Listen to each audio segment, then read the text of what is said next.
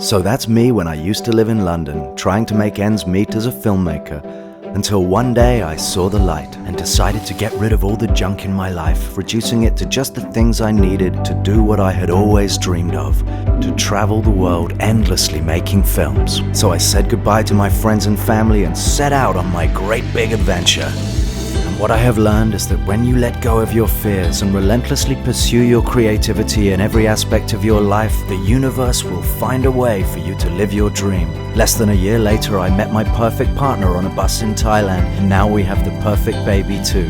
So this is the story of 3 travelers with one mission: to follow our creativity and keep having fun.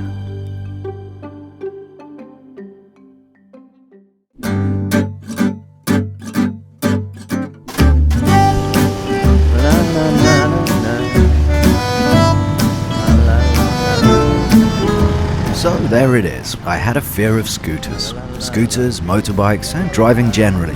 But this was the day I was going to change that. We're off to get a motorbike.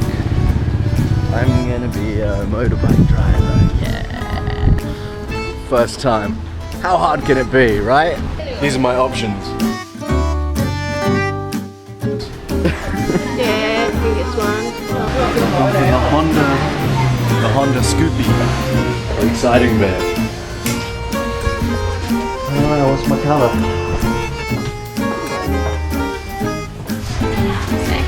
Sexy. Okay. Now apparently you can't rent these things if you haven't done it before, so I did have to tell a little porky pie. It's been a few years. I realise my fear may seem bizarre to some people, but as with every facet of character, there is always an explanation behind it.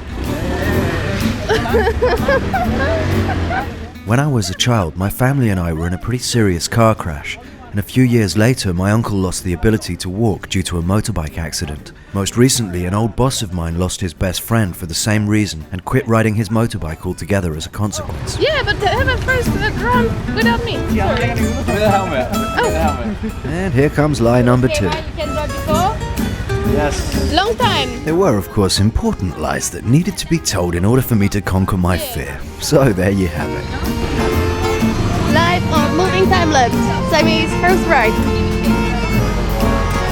That one's great. Start. And then release brake.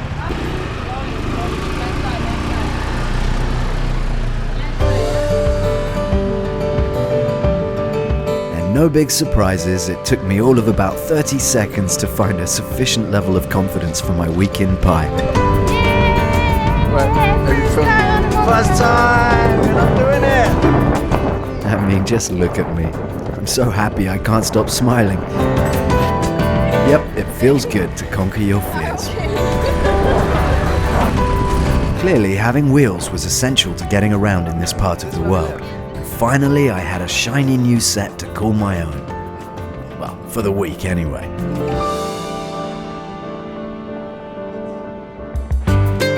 So the next morning we were up early and back on the scooter to a place we couldn't have gotten to any other way. And I may have been a little wobbly at times, but it turned out that there was in fact much less to fear than I had imagined all those years. Pangbok.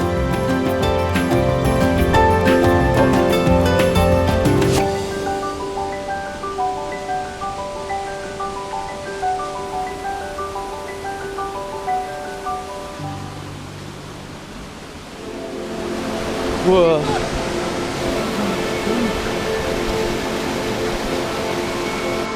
So this is Cave Homes.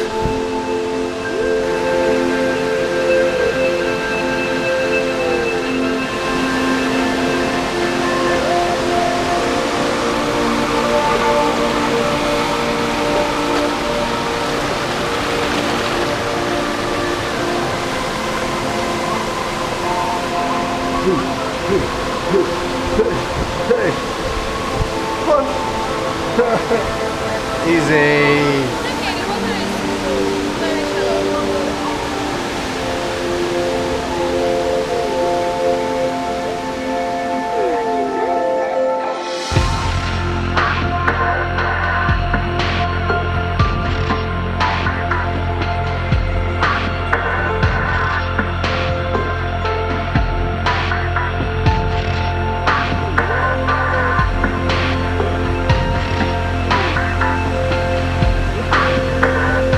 can really feel the energy of places if you sit in silence with your eyes closed.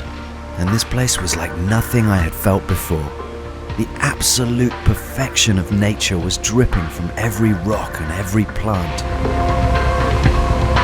It looks to me like there's a shitload of bat poop in here. Shitload of shit. I wonder where all the bats are.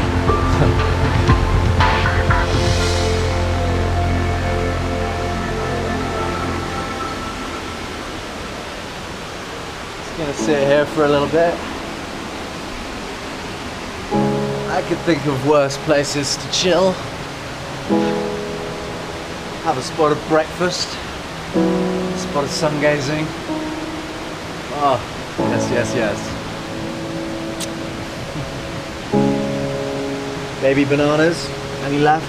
The cute ones. That is, what is that? Oh, a Satsuma. Yummy! So we're going on a bit of a walk. Little trek through the jungle. I would like to point out that I also used to have a fear of walking barefoot. And no big surprises, it turns out that there is in fact nothing to fear, and a connection with your planet can be maintained always, just as nature intended. I mean, seriously. Today I see people afraid of every aspect of human existence. They're afraid of sunlight, afraid of a vegan diet, afraid of silence, afraid of change. Just look to nature and you'll see how important these things really are.